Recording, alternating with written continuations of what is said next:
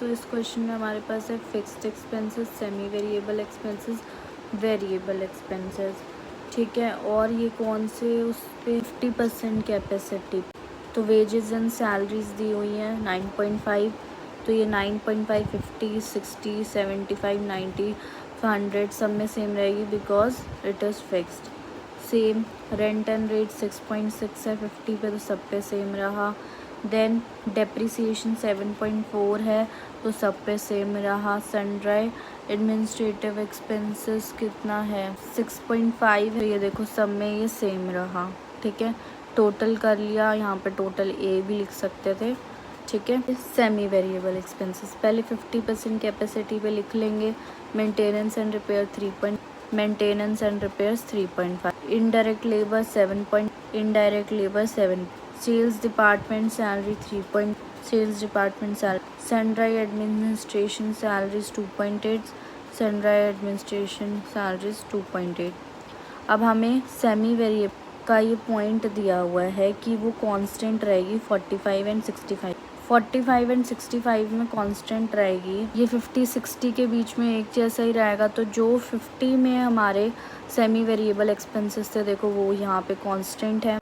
उन्होंने बोला increases by 10% between 65 and 80% capacity, तो 65 एंड 80% कैपेसिटी में ये 75 आ जाएगा, तो हमने 3.5 प्लस 10% कर दिया।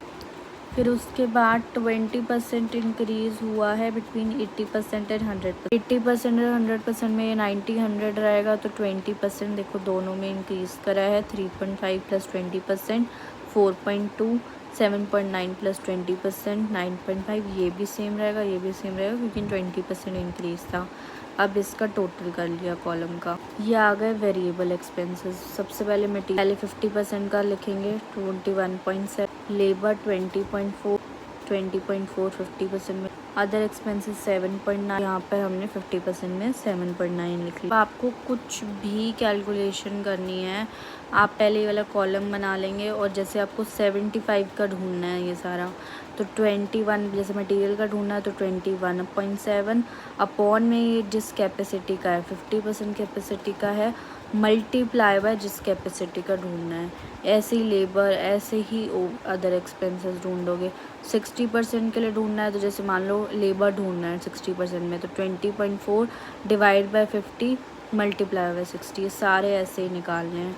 इनको ऐड करा और ये हमारा टोटल कॉस्ट आ गया। टोटल कॉस्ट इसको, इनको और इनको हर सेक्शन को ऐड करके टोटल कॉस्ट आ जाएगी। प्रॉफिट निकालने के लिए हम कर देंगे सेल्स माइनस कॉस्ट।